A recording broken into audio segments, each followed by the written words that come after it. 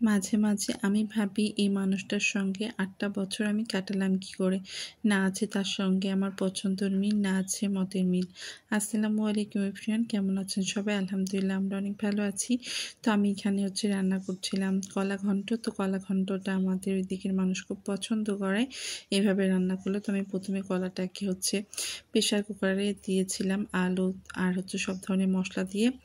আগে ওটাকে রান্না করে নিয়েছিলাম, এবার বাগার দিব।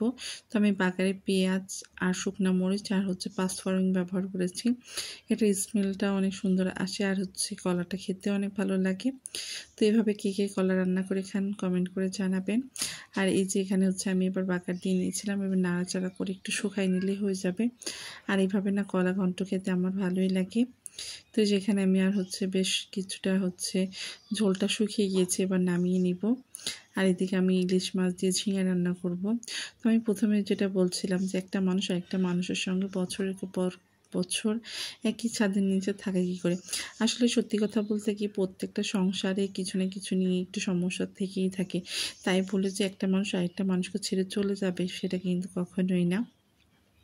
তো একজন আরেকজনকে মানিয়ে নিয়ে সারাটা জীবন একসাথে থাকারই প্রতিজ্ঞা করেই একজন আরেকজনের জীবনে আসে।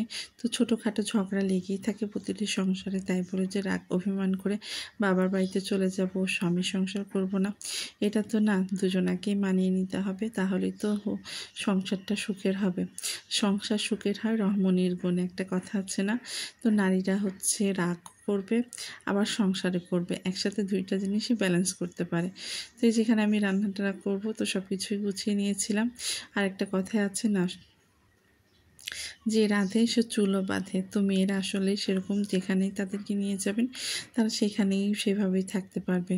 তো যাই হোক, অনেক কথাই বলে ফেললাম। তো এখানে আমি আজকে প্রথম আমি ঝিঙা দিয়ে ইলিশ মাছ রান্না করব। তো আমি না ঝিঙাটা ভাজি খেতে পছন্দ করি আর রান্নাটাও পছন্দ করি চিংড়ি মাছ দিয়ে। তো আপনাদের ভাইয়া শুধু ভাজিটাই খেতে পছন্দ করে, রান্নাটা পছন্দ করে না সেরকম। তো আজকে আমি বলে ফেলেছিলাম যে ঝিঙা দিয়ে ইলিশ মাছ রান্না করব। তো সে বললো আচ্ছা রান্না করো। তো সেই ভিত্তিতে আমার এটা মনে হলো যে দেখেন, আপনাদের ভাইয়া কিন্তু রান্না পছন্দ করে না, ভাজিটাই খেতে পছন্দ করে। তো সেই মুহূর্তে আমার মাথায় এসেছিল যে আমি ইলিশ মাছ দিয়ে রান্না করব। তো সেটা বলেছিলাম তাকে। তো সে আমার পছন্দটাকে প্রাধান্য দিয়ে বললো আচ্ছা ঠিক আছে রান্না করো। তো আমি পরে জিজ্ঞেস করেছিলাম যে আমি ঝিঙে কি ভাজি করব নাকি রান্না করব। তো আপনাদের ভাইয়া বললো না রান্না করো, খেয়ে দেখি, খাই নাই কখনো, কেমন লাগে খেতে। তো অনেক সময় এরকম হয়।